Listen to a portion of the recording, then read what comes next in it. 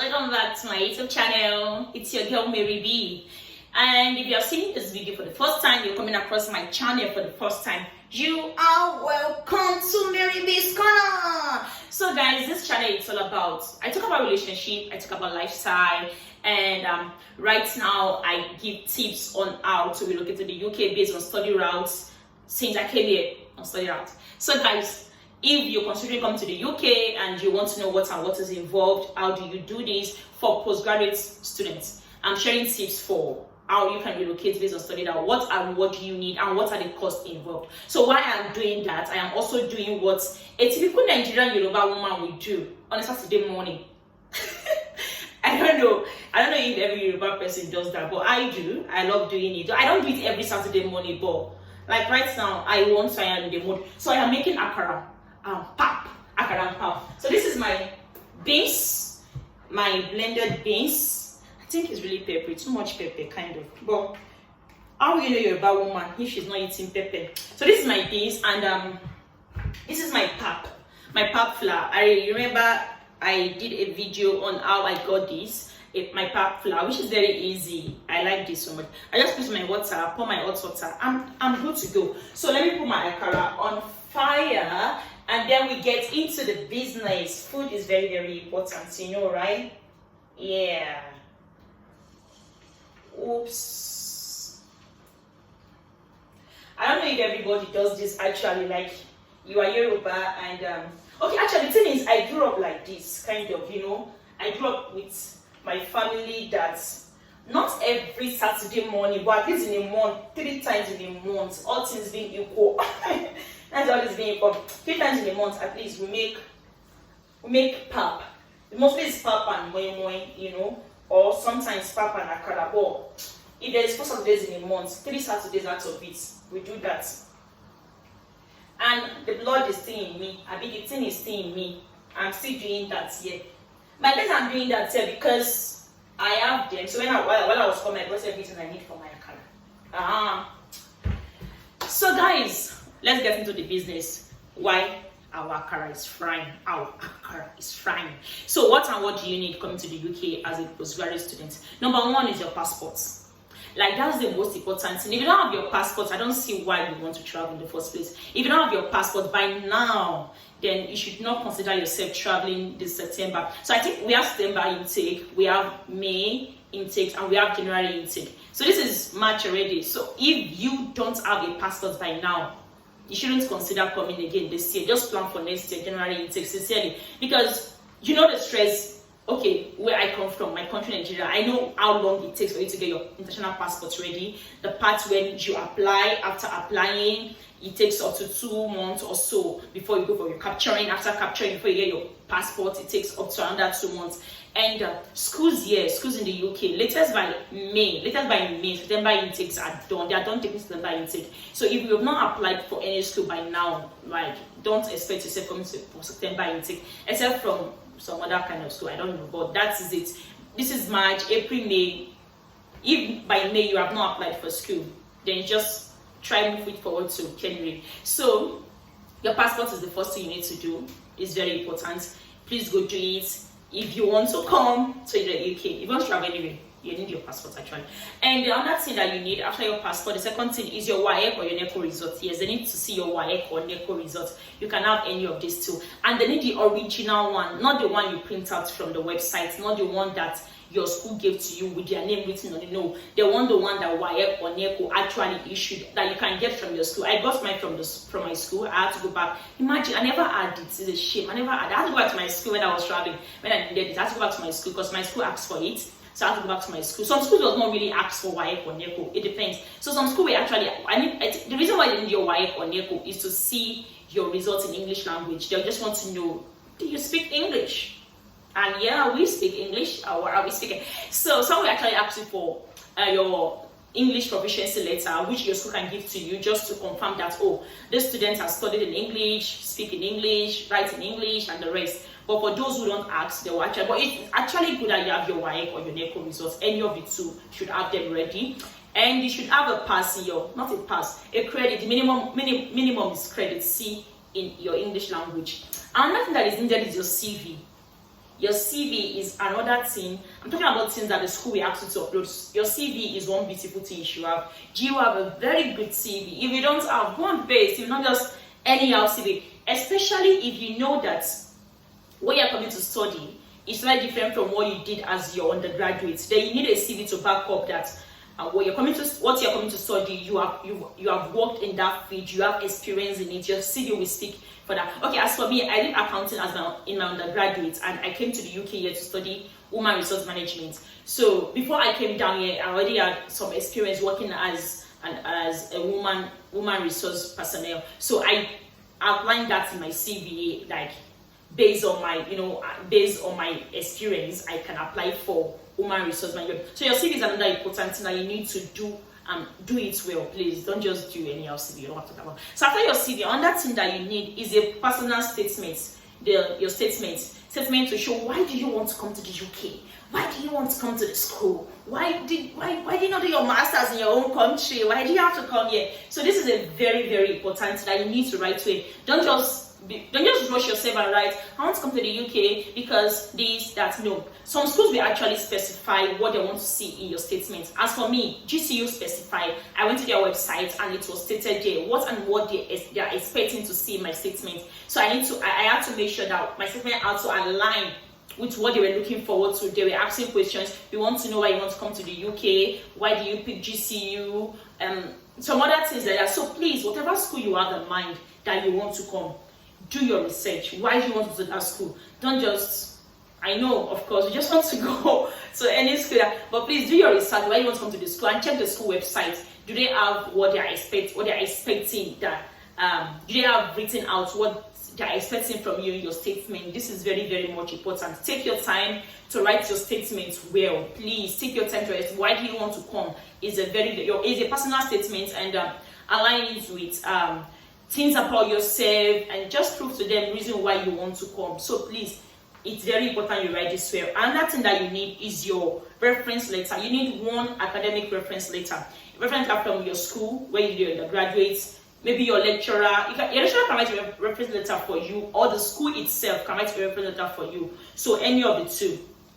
Maybe your lecturer, or you ask the school itself to write a letter. They need one academic reference letter, and also they also need one work reference letter. So as you submit your academic reference letter, then you just submit your work reference letter. So where you have worked. So as someone like me now, I have to submit a work reference letter that has to do with where I had worked as an HR person. So I had to submit that to back up the fact that I have this experience and I'm coming to study HRM. So you need a work reference letter also. Another thing that you need is I am looking here because I have them listed as, you need your degree certificates. Do you have your certificates yet? I know a lot of us just finish school and we get this certificate of results and we are good to go. Please get your certificate. Get certificate from your school. It's something they also need. You need to have it ready. And you also need to have your transcript ready. Very, very important. Your transcript must be ready. Oh, I have to turn my camera right now. Alright guys, my camera is getting ready. So let's do this. Wow. I think okay, this is nice. You will see it, okay? You will see it when it's done. Alright, so we're almost there. Okay. We are almost there. Alright, so your transcript is very important that you get. You should get a transcript. If you don't have your transcript, request your transcript from your school as soon as you can.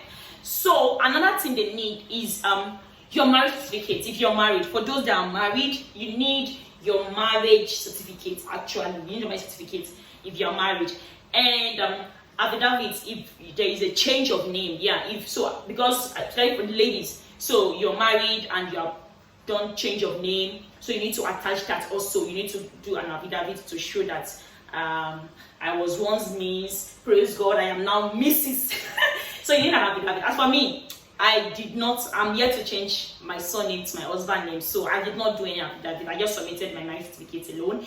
And passports, and I think people have been asking this thing that, so because of marriage, my passport does it have to carry my husband name? No, I'm married. I came down here with my husband. My passport is still carrying my own surname, and that does not mean that I'm not married to my husband. It's still, you get. So when I was applying for my visa, actually, I had to, there was this confusion of, oh, you're married, you're not bearing your husband's name, you need to do an affidavit that is your husband. Like, all this, they say. I almost got confused, but I submitted, and I had to attach pictures, our wedding pictures of how we started the relationship, our old pictures, make everything together on the page. I'll clear that as evidence of I'm married to this guy, though I don't bear his name, but we are married and I might take it, and that's a go. So your affidavit if there is a change of name, and that is it. These are just basic things you need if you are coming to the UK. These are the things you need to get ready. These things, like 8 of them, get them ready. Once you have all of this ready, you're good to go. Once you have them sorted out, you are good to go. So what are the costs involved in coming? The cost involved, what should you prepare your mind for? Number one, the school you're coming to, check out what is their deposit fee. How much are they asking for deposits? I know schools that their school is like 20-something thousand pounds. They will surely ask you for deposit like 1,500 or 1,000, and that's so easy to pay. But it's when you now get here that you now realize, how will you do it? How will you pay the remaining balance? So please watch out. Do your research about the school you're going to. How much is their deposits? And after the deposits, what is the payment system like? How do I pay the remaining money? Are they asking me to pay immediately? Some school will tell you, oh, once you resume after your registration as a student, you have to pay so amount of money immediately. I don't know. You're just coming to the UK. You need to, you know what I'm saying now. So please do your research and understand what the school is saying about your payments, your payments plan. So what are the costs involved?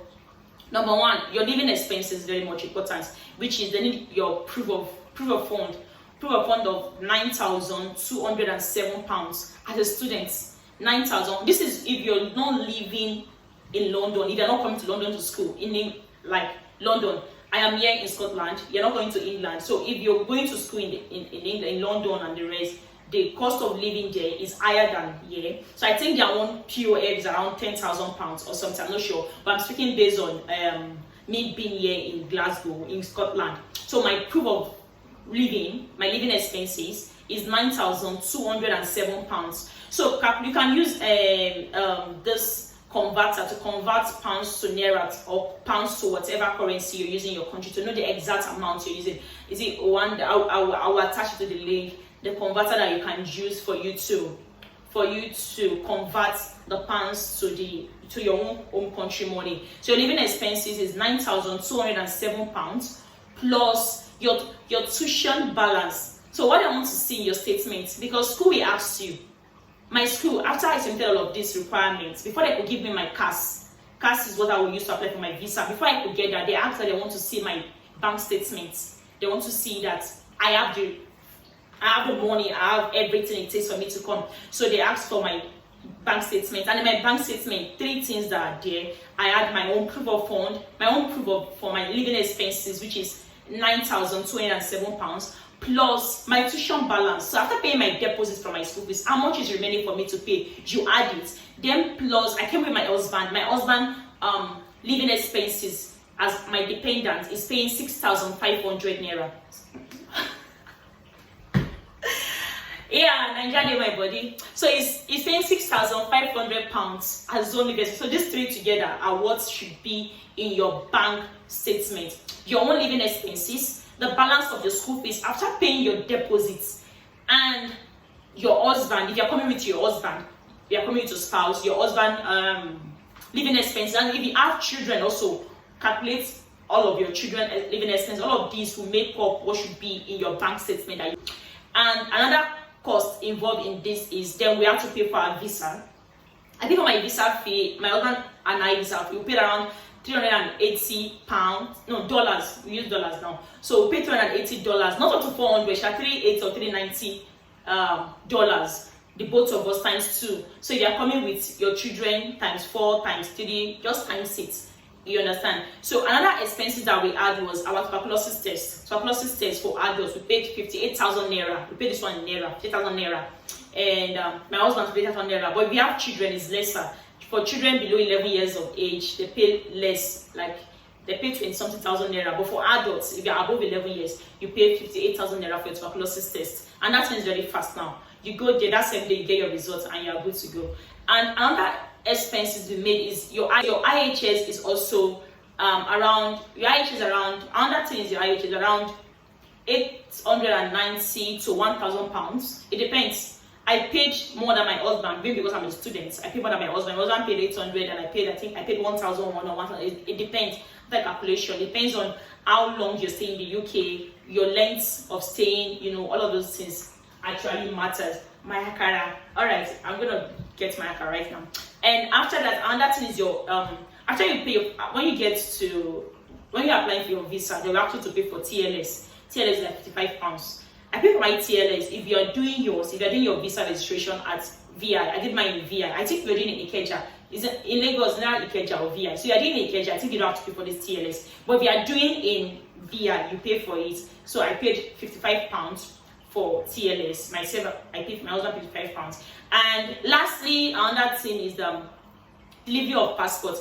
I don't know, I paid for that and I regretted that I paid for it. I paid 9,000 naira for them to come and deliver my passport.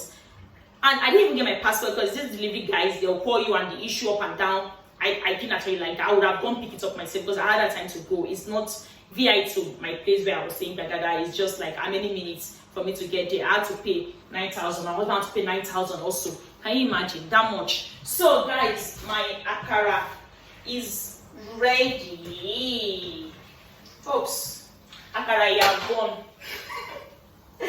Akara yabon, oh. I have togo. No, it's not a bunch. I like my akara actually brown, like dry. Like that's the word. I like it when it's very, very dry. And this is my akara. This is my akara. Oops.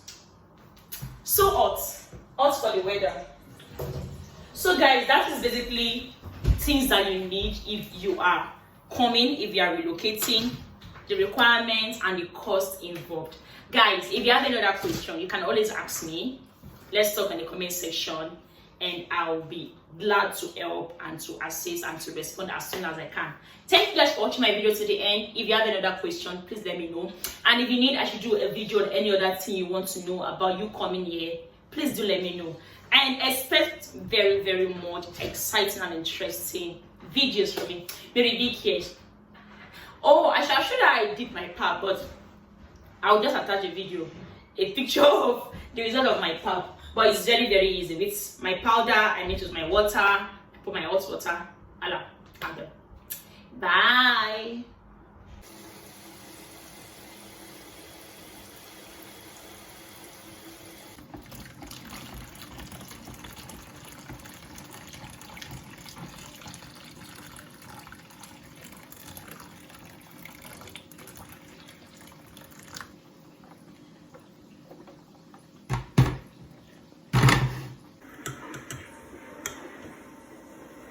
Our akara pap is ready. I should have tried harder, but now it's too late. And it means no more walks. I'm picking you a rose. I hear you laugh. Kissing you so softly, it's like we're whispering.